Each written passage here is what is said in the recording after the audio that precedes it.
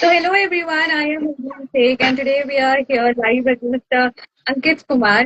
He is the author of Illume, Ashes and the Wind, which is part one or book one of the trilogy. How are you, Ankit? How's everything at your end? I'm doing fine. How are you? I am very well, thank you very much. So, Ankit, let's start. I guess I would want you to brief everyone and tell everyone about your book, a quick introduction of your book, and then we'll begin with the questions. Sure. So, hi readers. So, you already know me. I think most of you know me. I'm Ankit Kumar, the writer of Illume, Ashes and the Wind. So, Illume is the finest creation of the Almighty, right? It's the ancient name of Earth, and he had the Almighty hands Illume in care of his children. That is Goddess Pragya, Aikyas, and God Sahasya. Before he went on to create other seven worlds across universes, right? But their children try to divide the world among races named after them because they wanted a brain to admire the beauty of their father. But these races started competing against each other, slaughtering each other, slavery, greed, lust, everything came into existence. And when the Right. Almighty returned, he was raging with wrath, and from his wrath emerged Danav. And before the gods abandoned Illume, the only divine creature that was left in Illume was Danav. But he was trapped in the treacherous land of Patala, surrounded by River Danu. I think most of the people who are aware of the ancient past of Indian culture would be aware of Danav and River Danu. So now the world is changing. We have two prominent characters, Avik and Aryan, who would emerge out of all the tragedies and the problems and try to fight all the odds, try to bring unity in this world of Ilium. But they would have their own turbulent journey. One would be a revolutionist, another would be a visionary. How the history is going to take their legendary encounter, because they would go through and find mysterious tribes, mysterious weapons, mythological creatures, and so on. But they would also Right. have to fight the terror of Danav, who has risen again. So, readers, please do go and buy this book and read the story. I hope you would enjoy it. I'm very sure people will be very intrigued by the introduction that you have given me. It sounds very fascinating to me as well. So, moving on with my first question, Ankit. What inspired you to create the world of Illume? And how did you approach in blending mythology with history and fiction in your story? Well, as a reader, you would know, and as a writer, I would know there are two ways to write a story. That is fiction and non-fiction. In both the cases, your stories revolve around the world that we know as today. But I always found that Right. I had this knack of world building. Obviously, I was inspired through Lord of the Rings, Game of Thrones, Harry Potter saga, and so on. So I felt that when you put the same characters, which have the same emotions of love, betrayals, tragedies, affection, and so on, and put them in a new world, they have to fight the same situation, but in a different circumstances, right? It Right. gives wings to your imagination. Just imagine yourself. Just an example. Just imagine yourself when you were a children, right? You were a child. Right. You used to talk to your software. You used to imagine dragons in the cloud, right? But what happened to that imagination? That Right. got confined because as we aged on, we started bringing logic into it, right? Instead of imagining, we tried to bring logic into your imagination, and your imagination got shrouded. But through Very Illume, true. I just want to give wings to that imagination. Through world building, I want to give wings to that imagination. And obviously, where that logic would come, because obviously, as a reader, you would always look for reasons, right? So through maps, Right. through world building, through layers and layers of mysteries, through stories, through mythological stories that you're already aware of, so that the readers can relate themselves to the stories, right? So that's where the logic comes from, and that's how I've tried to bring that imagination and give a name to that imagination that is known as Illume. That's very fascinating, actually. Yeah, Ankit, Illume is a very deeply immersive world with its own right. magic, right? So, my next question is, how did you, you know, uh, how did you go about building such a rich and detailed universe? Its own magic. Well, yeah. So, your question is very elaborate itself, because the word you have used is immersive, right? So Illume is immersive, right? When you're sitting beside a swimming pool, right, you would always say that no, I don't want to get into the water, it's so cold. But the moment you get into the water, you don't even know when you started swimming and enjoying the water. Same as Illume. So when the readers would go through the pages, okay, I don't want to read this novel, it's too big, right? I'm not interested in novels. But moment you start unraveling the mysteries of Illume through different pages, you would start swimming through your imagination. That's what I wanted to do. So that's why this world is immersive. And if you go through the book, I have created map for this world of Illume, right? I think the reader should know there is a specific map for it. Every detail has been minutely added. Readers would be aware of some mythological terms like river Vetarna, the mountain Rudra, the Patal, the river Danu, and so many other things. From where did it come from? We know our history is long before the written documents that we have. Where did it come from? I tried to converge all those perception of all the civilizations, all the commonalities about all the civilization, focused it and converged into a world known as Illu. So that's what my purpose was, and that's what I have tried to implement through Illu. That's very interesting what you said. That means you must have, or you must have done a lot of research and must have read many mythological books to come to a conclusion and to create a universe or a world of its own, right? Correct. Yeah. So, Yeah, any references obviously, my that you have read, yeah, any references that you have read, so you would just like to mention? So when we talk about references, I would just try to give some certain examples, right? So you just don't need to get in details. I think if you just focus on something, you would know there are so many stories. So if you, I'm not talking about the civilization that we have right now in our hand. Talk about the ancient civilization like the Mesopotamian civilization, the Indus Valley civilization, the Egyptian civilization. Each Right. civilization had a story, like the beginning of the world, hell, True. heaven, one god, multiple gods, right? Noah, the story of Noah's Ark that is there in the Holy Bible, Holy Quran, that is there in the Hindu culture itself, the Saptarishis saving the world, and that is there in the Sumerian culture itself. So where all these stories had this common point, right? They were Right. separated. So currently we are connected. The world is a global village. What was happening thousands of years back? The world was not connected. You go to North America, Right. South America, Europe, Asia, Africa, anywhere you go, Australia, you will see that the concept remains same. I just wanted to take out that concept. There were multiple stories there. I just wanted to pick up the details and just try to combine them and give a common ground from where all these came from. So that was the research I would say that I did. Yes. Moving on to my next question, Ankit. So, the concept of Illume is an ancient version of Earth, right? And which is very fascinating. So, what message or ideas did you hope to convey by connecting your fictional world to human history and civilization? Well, yeah, that's a good question actually. So what I just mentioned, right? Uh, we all have been a geography student in our past, right? When we were children, right?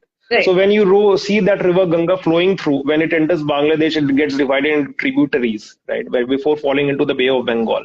Just imagine you are someone living 3,000, 4,000 years ago. Everybody living beside that tributary, any village that was there beside that tributary would say, okay, this is the real Ganga, right? But as you move forward, the river would be slow, river would be moving, but as you move forward, you will find a similar one source that was the Himalayas, right? From where the river is emerging. That's what I want to right, show. Each culture, each civilization, everything. Everybody would be proud of their culture and civilization, which is very true. I don't want to offend anybody, but I believe that everything had a common ground.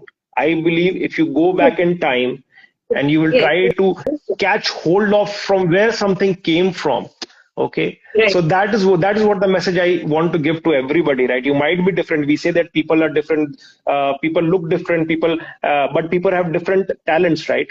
You should not offend anybody. Everybody is made different, but they have their unique characteristics, right? But how do right, you define those characteristics when you're talking about civilizational terms, when you're talking about historical or generational terms? So this is the common feature, this is the commonality what I'm talking about, and this is what I'm trying to portray through Illume. right. So, I think this is very much needed in times like this when there's so much of difference in things. Anyways, let's not go there. Moving on to my next question. The characters Aryan and Avik embark on parallel yet distinctive journeys. How did you balance their individual arcs while weaving them into the larger narrative? Correct. So this question have been asked to me by multiple readers through emails and calls, and whosoever reached out through my website. You can visit my website, that is akverse.com.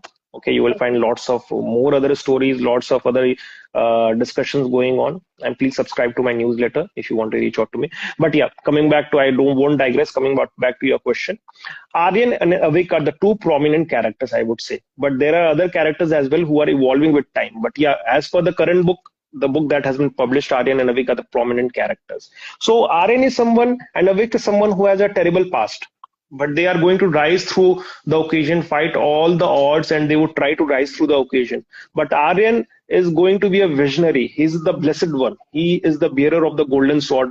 And he, under the guidance of the wise man, that is Ved Vidvesh, would try to unite Illume, right? And Avik is someone who's contemporary to Aryan. He's equal in caliber. I won't say he's very much different, but he's more focused about his country. He's more focused about the Akyas, where he believed that the Sahasyas and the Pragyas have been suppressing them throughout the centuries. So he wants to bring unity, freedom, and dignity into his lands. Okay, Right, so that's how the current world is, right? We talk about Earth as a global village. We talk about Earth as one family, but there's still boundaries, right? We are still talking about our country, our culture, our beliefs, right? World right, is very one, but true. we are still divided. So those two visions would still remain. So that's what Illume is, right? So Aryan's vision would still remain that I want to unite Illume, but Avik's visions will also be there that I should focus about my own culture, own country, own people. So that is how I try to show what the characters are going to do in this book and how they are going to evolve with the challenges and what they are trying to bring. So one is a revolutionary, one is a visionary. That is the only Right, difference I could say. right. Okay, moving on to my next question. Danav, the antagonist, emerges from the Almighty's wrath. So, what was your process for creating a villain uh, with such deep ties to the world's mythology? So I think by now the readers and you would be aware that what I'm talking about is a world that had a focal point somewhere, that is Ilium, right? So why Right, not have a villain that is common across all the civilization? You might have heard about Satan. You might have heard right. about Lucifer. You might have heard about the king of the netherworld. You might have heard about Danav or Rakshasa. So if you'll Yeah, see, right, every culture has an antagonist to the Almighty God, right?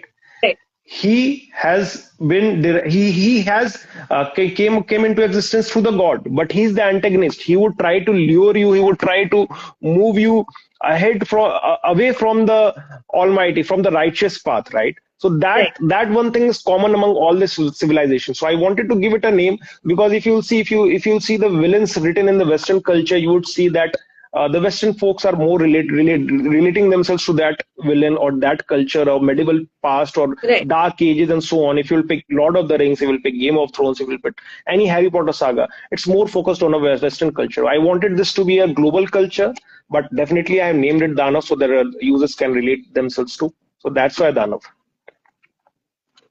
Ankit, could you please check your connection once because it is lagging a little. Just please make Okay, sure that the connection is secure. sure, sure. Am I audible now? You're audible, but the connection is breaking in the middle. Okay, no issues. I think it will. Maybe it is the Bluetooth. Let me remove the Bluetooth.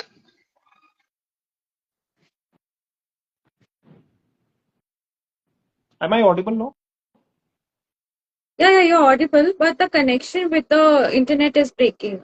So your voice is cracking in the middle. Okay, That's what the issue is. no issues. Oh, Okay, okay. I think it would be okay in some time. Yeah. okay.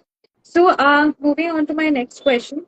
Themes like betrayal, interrace rivalries, and redemption are prominent in the story. What drove your decision to explore these particular themes, and why these particular themes? Okay. So usually when as a reader you are reading a book, you want your hero to rise to the occasion. Okay. So there is nothing good or bad. What could be good for me could be bad for you. and what is good for you could be Right. bad for me, True. right? So there is a Very gray area. There is no black and white. There is no black and white. So that's how. So that's what the hero has to go through. The hero, he or she would find situations where they have to take a decision that could be right or easy. It could not be wrong, but they have to take a decision that would have a larger impact. We will put the heroes into a situation where the heroes have to fight all the betrayals, the love, the breakups, find friends, get betrayed, fight wars, have losses, have wins. Okay, you'll find lots of situations where you have to take a hard decision, where you will be in a situation that where you could just solace your anger, but you had to take a decision that would benefit the world. Okay, so by reading, by understanding the character of the hero, you just imagine how the hero rose to the occasion while fighting those situations. That's how you define right. the hero. That's how you define the characters, and that's how your character evolves. It's nothing that somebody would come with a sword or any armor or any divine blessing and start implementing all the good things throughout the world. It doesn't happen that way. You have to rise to the challenge, and that's why all these schemes of betrayals, wars, inter-race rivalries, because that is there in the current world itself. How would you relate yourself to your hero until you relate the hero to the situation that you are facing? Or see the heroes all around the world, how they have risen to the occasions, how you want yourself to relate yourself to the hero. Otherwise you won't find the Right. hero as Very a main character. yes. Yeah, that's Very why I've included those themes. okay. So the story draws heavily from Vedic mythology. So how did you research? I mean, you have told me this before also in this live, but I would like you to elaborate a little. So how did you research and adapt these elements to fit into your narrative? Well, that's a good question, I would say. But rather, I would try to correct and elaborate further. I might have mentioned the Vedic thing, but it's more a pre-Vedic thing, right? If you will Okay, see, right, each civilization, each culture, each story, each mythology, each belief dates back itself thousands of years ago, right? Long before when we started documenting things, right?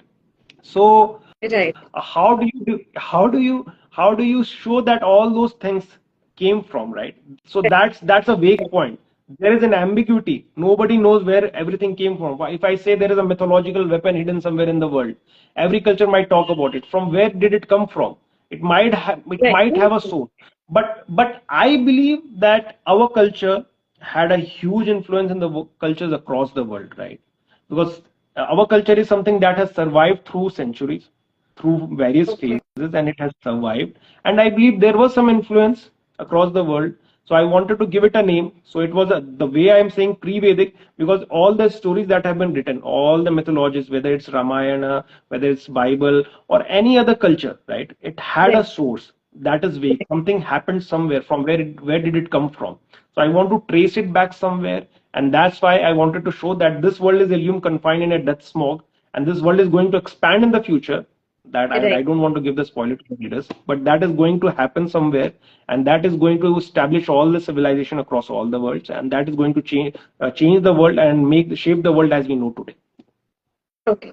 So, Ankit, now as I can see, is this is a trilogy, and you have published one book very successfully. So, are the other two books ready, or you're on the verge of completion, or you're still researching? And what's the status as of now? So, just a good news to the reader. This book is published. It's out there in the market. Second book is almost one third completed. I just don't want to give the spoiler and disclose the title of the book. That would be coming in some Of time, course. hopefully. But Yeah, I am you pretty much wouldn't ready. want that either. I want the readers to go through the book, reach out to me through the newsletters. I will definitely answer all your questions, but with time. So this is not the right time, but definitely the book is almost on its way. I would try to publish it within 2025, and the research is going on. It is going to unravel all the mysteries that you find entangling in this first book. Okay, whatever you found in this book, first book, and the answer you want, you will get in the second book. Believe me, go and buy this book and read it. You will enjoy the second part. Definitely. Ankit, now, as you rightly mentioned, or it's very clearly written that this is a trilogy. So, what are the challenges that you face? Like, you are writing one. So what are the challenges that you face while writing a trilogy? Because writing one book, I mean, of course, it's not easy. But writing one book, starting it and ending it to one story, it's easier. But when it comes to continuing it to other parts and relating what is written in here to other parts and making it even relevant. So, what are the challenges that you faced while writing this? Okay. So I would say it was not a challenge, Mahirin. I think it's so when you're creating a world, right? You're writing such Right, a huge set of characters. You're trying to uh, convey a particular history, a particular belief system, a particular culture to the world. You cannot do it in a single book, right? right, So it's a favor if I'm it's a favor to me if I am segregating the book into multiple parts. So how you decide that how many books are going to be enough? So I don't want to bore the audience. I am obviously not J.K. Rowling who would write 7 books. Okay, I'm not that much capable, but definitely I want to come on, convey we shouldn't. all the stories. Sorry. I'm sorry, but we shouldn't this thing belittle ourselves. Of course, you have a lot of potential. You can be more bigger than J.K. Rowling. Hope so, hope so. But yeah, I thought that I would compile all the work and make the book come to a conclusion in 3 parts. So this is the first book, Illume, Ashes and the Wind. Illume is the Right, name of the ancient earth. Ashes because the world is in shambles, it's scattered. It's right, going through a turbulent time. And why wind? Because the wind of change is coming through. Because various other heroes are rising. The Almighty wanted the generations to suffer because of the mistakes they have done. But they are not going to punish you for always. He is merciful. The heroes are rising and the winds of change are coming. But what is going into right, the coming books? Maybe the winds of change have come. Maybe the world has stabilized. Maybe the world is going to expand. What is going to happen? That is going to come in the later books. But obviously, I have charted down right. how the stories are going to be divided in each part and how this book has concluded. Definitely, the second part would be concluded, and you will find answers to most of your questions after reading the first book and going on to the second book. Okay, I'm super excited. Okay, moving Yeah, on to thank you. my next question. The lost legends of Illume influence mythical objects like the Hmm. golden sword and legendary armor. So, how does these artifacts drive the plot and symbolize the characters' struggles? Okay, so uh, so when the gods abandoned Ilium, right? So Almighty gifted the temple of Dharma with a golden sword. The bearer of Correct. uh, who would have his or her name carved into the golden sword. So there had been legendary warriors into the history of Ilium who have come and gone, but they had Right. failed to implement the will of the Almighty. So if you have a golden sword, that has an important part in shaping the story of Ilium, but that doesn't mean that gives you something divine power, some divine power, right? It is a golden sword that has blessed Aryan through the Almighty. So Aryan has to fight it out. He has to prove himself, fight through all the odds, and win the favor of the golden sword. But Avik, who is a revolutionary. He finds himself in a unique position where he feels that he's a contemporary to Aryan and he's bigger than Aryan. He doesn't need Correct. a golden sword to prove himself, right? He might not be the chosen one in J.K. Rowling's term. He's not the Harry Potter of J.K. Rowling, but he wants to prove himself, right? So there were other Correct. mythological weapons, right? When the Almighty left, he gave the responsibility of handling Ilium to the observers, right? They were demigods, but they also got Right. involved in the petty fights of the Right. mortals, and they were also cursed. So they hid their weapon somewhere in Ilium. So Aryan, he claims the golden sword, and Avik goes into a turbulent journey, goes through a mystical forest, and claims the mythological armor from the Vanars. Okay, you might have heard this term Vanars. So he would claim that Right. mythological armor from the Vanars, and he would try to prove that he might not have the golden sword.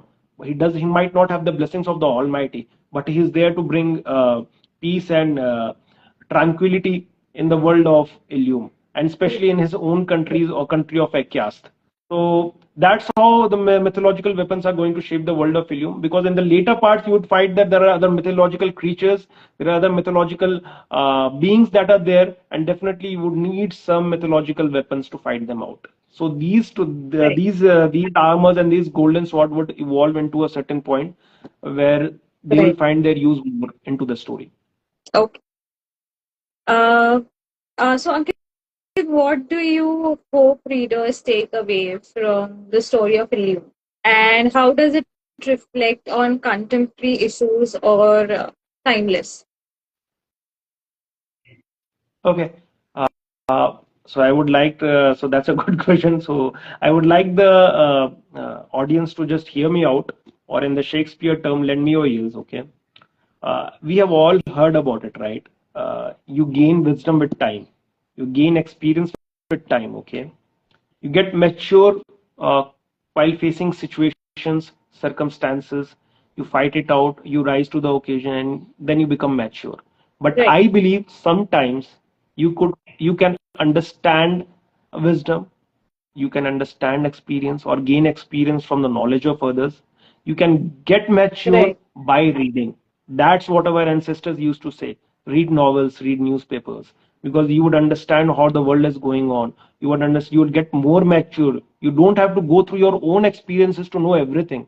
You could understand the experiences of other and find all the knowledge that is there in the world.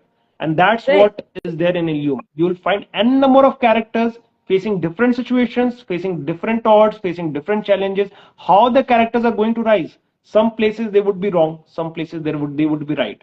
So while reading, you put yourself in that situation, and then you decide, okay, whether the character was right or wrong, whether I would have done the right thing or the wrong thing, right? And that slowly makes you mature, gives you wisdom, and makes you more experienced. Okay, and that's what I'm trying to convey through the story of Illume. Okay, so readers, Okay. please do buy this book, Illume Let's Ashes and the Wind. right. So I will just take this a little forward with a question.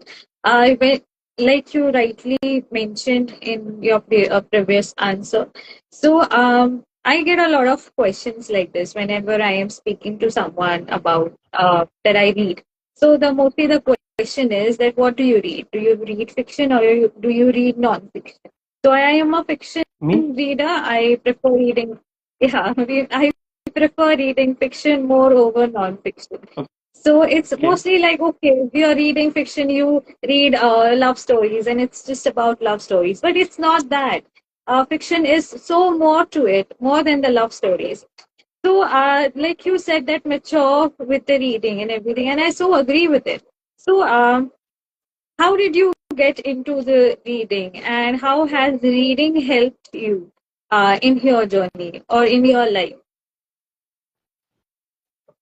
Okay. So as you mentioned, reading is the core part. Okay. You cannot become a writer. So every writer has had their past where somebody was sitting on his or her desk and started writing. From where they started Right, writing, obviously they had some inspiration. For example, many people are inspired by J.K. Rowling, especially the right, 90s kids, the millennials, okay? And so on. People before that might have other inspirations, but they read it, they found themselves in a position where they could relate to the story, and they started writing it. The moment you leave that right, desk, you want yourself to be validated. You want yourself to be validated. You go right, out and start sharing your work with people and get all the compliments or the critic and everything, and you start growing, right? So that is right. where the learning starts. So if you'll ask me, I started with a fictional novel, then I went Okay, to non-fiction and okay, back to fictional, because obviously you cannot understand the how to read or how to write until you have read some book or you have written some work. But the last 5 7 years, honestly speaking, I stopped reading any book. Why? Because I wanted to complete this book. And why I did that? Because if I continued reading any other book, I would have get influenced. I would try to pick bits and pieces of those stories and try to include it in my book. I felt that I had sufficient experience in during my time of 15 20 years of my writing career, where I could write it. I know I could get validated because I was getting myself validated at every corner through blogs and all those things, through people, through friends right, who are voracious readers who would guide me and critique me wherever required. But I did not want any other specific novel like Game of Thrones, Lord of the Rings, Harry Potter, or the story of the Nagas, the Meluhas, or any other book anyhow influencing the story that I'm writing. So I wanted my story to be unique. So that was the Right. journey, I would say, of completing this book, and that's what I did. So it was more about fiction and non-fiction. Both of them have their own way of conveying story. Both of them would have a different aspect of making you learn and read and write. If you want to be a writer, if you want to be a reader, but both of them have different aspects of the story, different understanding of the world. Eventually, when you get mature enough, you choose a side. Okay, I would read a fictional work, I would read a non-fiction work. Okay, but I would say I have to read both of them because I am a writer. So 5 6 years Right. I have not read much, because I wanted this book to be unique, but I am more or like both of it. Okay. So, as much as you read, who is your favorite author or writer with the amount that you have read? Who you like the most or relate most to? Okay, so I would say uh, one who triggered this journey of imagination was J.K. Rowling. Okay, and Okay, so one who that is why shaped I'm hearing how. J.K. Rowling so much. Yeah. So, and this, so the one person you might not have heard, which I'm going to name, because that person helped me write, helped me in world building, and I think Okay, he is the uh, creator of worlds. He's the master of creator of the worlds of the modern literary world, right? You can say everybody could trace their history to Shakespeare, but I feel right, this current world of this current literary world where everybody is creating worlds based on different stories or mythology. I think there is one source to it, and that is T.R.L. Tolkien, the author of Lord of the Rings. Okay, so okay, he's the person who made me shape the world that I'm writing, give layers to it, add mysteries to it, and slowly unravel it. So I would see right. both of them have played their role in inspiring me and writing this book. Okay. So, as your book is published right now, so when book is published or anything is published, when it is out in market, it has two kind of reviews. One that are very positive, and the one there's slightly critical, and also there are ones which are highly critical. So, how are you? I mean, how is your journey, or how are you taking the reviews? So I'm at a position where this is my second book. So I'm matured enough to see that the critics always help you grow, right? Very It's true. not that you have to take it personally. Yes. Okay. So I think I have given this example long back, right? So when you put in effort, real effort into your work, it doesn't Right. mean that you have to get positive about it, right? Like your work should be your baby, where when you raise a child, it goes out into the world. He's successful, you praise the child. If he fails or she fails, you motivate the person. Okay, you do better next time. That's how you Right. have to treat your book. Your True. book is your baby. When you are writing this book, you are just putting in all the moral values, all the experience, all the knowledge into the book. But when it is out in the Right. market, it's facing the real world. You have to pick both of it. When it is successful, you praise it. When you're down, when you feel that somebody is not praising it, obviously you cannot make everybody happy, right? You cannot make everybody happy. So you take up the critic and try to make it better and try to improvise and bring more positive reasoning into your book in the coming next installment. Yes, that's very nice thought of it. Now that you have written two books and two books of yours are published, when a new person comes into this journey, it is very difficult for them to understand the process and to get into the process. And sometimes they are very much confused on how to doing it, where to start from when somebody is starting from the scratch. So, what would be your advice to new budding authors that are coming? How would you want them to do it so it is easier for them to, embark on their journey? So when you're so that's a very good question. I think I have been in this position a lot many times. But the main thing, like as I mentioned in my interview itself, so when you are imagining, when you are thinking about a book, first of all, give wings to your imagination. Don't set a boundary to it. Okay, give wings to it. Let it fly anywhere across the universe. Okay, that's what Einstein used to say. Imagine. He was a scientist, but you always used to say imagine. Okay, I don't have many proofs to show, but just imagine. Let it flow, let it go through the wind. Just think about everything. When a story clicks to you, okay, you will know I'm going to write it. Then try to shape it. Okay, then the second Right. part comes. Try to shape, think about a world, whether it's going to be in a fictional world or is it going to be in the real world. Okay, then try to shape it. Then you chart down the Right. characters, then you chart down the stories, and then you have to be very patient. It's not that you start writing and then try to prove yourself. There have been n number of times where I'm writing and I have to change the story and I have to go back again and rewrite the work again. Okay, just to Right. ensure that my story is on the right track. So it's a continuous evolution of the work. Okay, the first page that I have written, maybe 60 pages later, I'm much better in writing and understanding the world.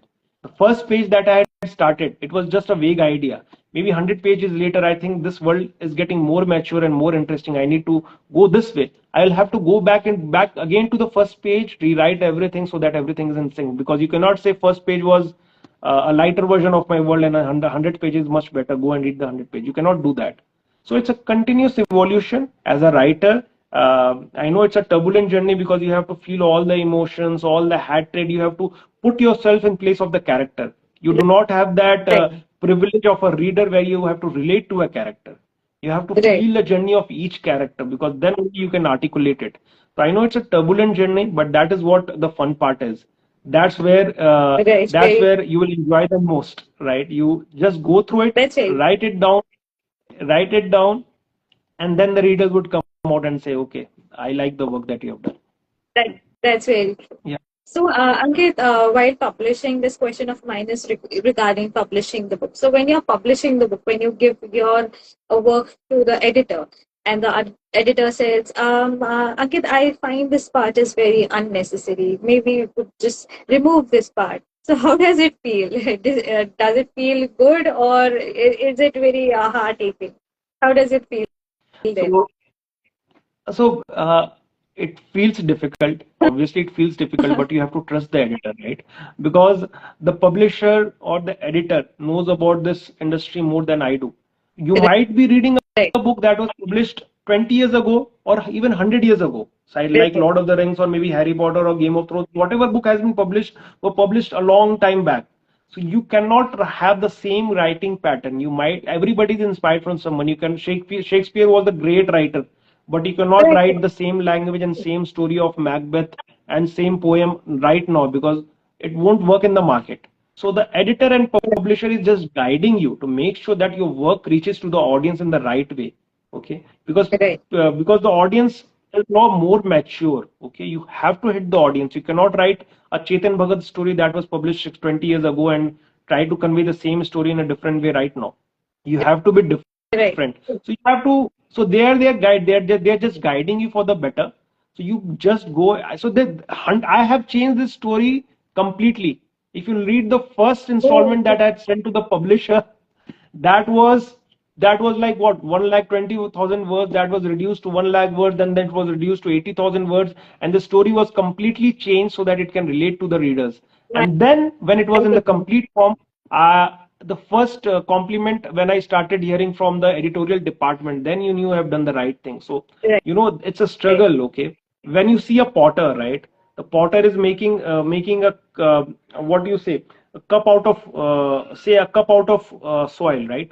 A muddy soil. Right. The potter would slap it a little bit here and there just to give it a shape. But that doesn't mean Right. that the potter is slapping the mud. Right? That's what it is. It is coming from a place where you have to just slap it here and there, and give it a shape. That's how it works. Yes, very true. You have to be So Ankit, acceptable. You have to be acceptable.